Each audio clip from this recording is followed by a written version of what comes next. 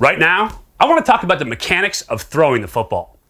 Now, there's way more to playing the position of quarterback than just throwing the ball, but it's what we get judged on every day by coaches.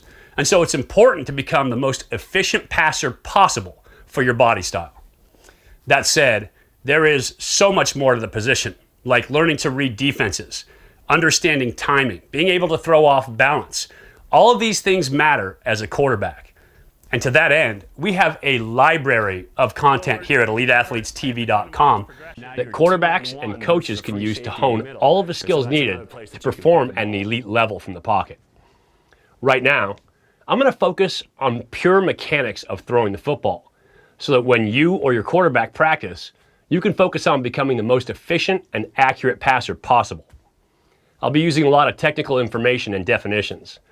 Some guys want to study and understand everything. Others just want the important points. Take what you need as a player or a coach to help you or your quarterback improve and become the most efficient passer they can be. I always felt that it was easier for me to figure out how to do something if I understood why I was doing it. So that said, right now, I'm going to explain a lot of the why to throwing a football. We're going to start with the pre-throw. This is our setup, or some people call it our base. For the lower body, our weight distribution is balanced, but it's about 70% on the rear leg. Balance doesn't always mean even. For our foot position, our front foot is outside the hips with our front toe slightly open to avoid extra movement during the throw. The foot is slightly loaded and ready to move. Our hips and shoulders are open and flared slightly to the target line, or more accurately, the target intersection line. We very rarely throw directly to a receiver. So when I'm talking about the target intersection line, it's where the ball and the receiver are going to intersect. All of our weight's going to be distributed on the inside of our feet, and our back foot is going to be flat-footed. We're not going to be on the toe or the ball of the foot.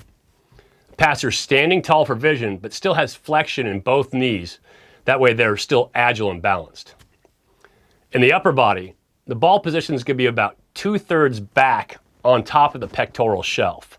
Our offhand position is going to be vertical or even angular on the inside of the ball. This is going to be really important later. It's a little cheat that I'll show you. I haven't seen other coaches use it, but it helped me while I was playing in the Arena League, where a quick release was absolutely essential for success. Overall, the quarterback is relaxed, but at the ready.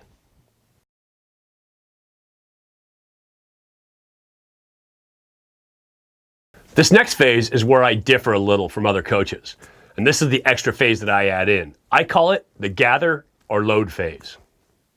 You're going to see the quarterback dip just slightly, and this creates a weight transfer of about 80% to the rear foot. By loading the back glute and hip, we get the weight over our heels.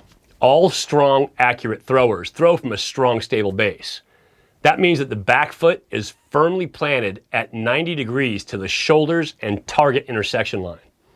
Coaches often use the T position to describe the rear foot alignment. The quarterback's going to unload the front foot in preparation for the front step.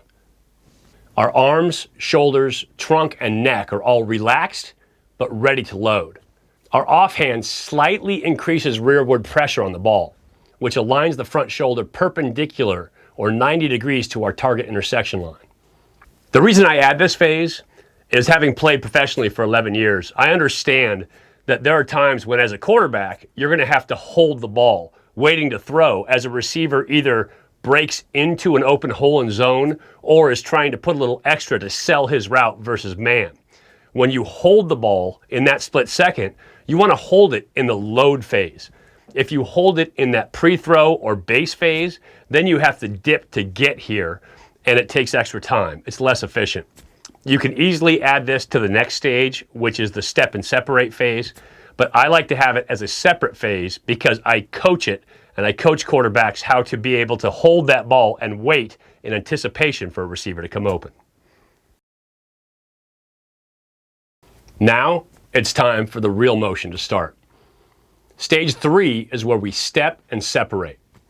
This is the point where the passer is creating the majority of the potential energy.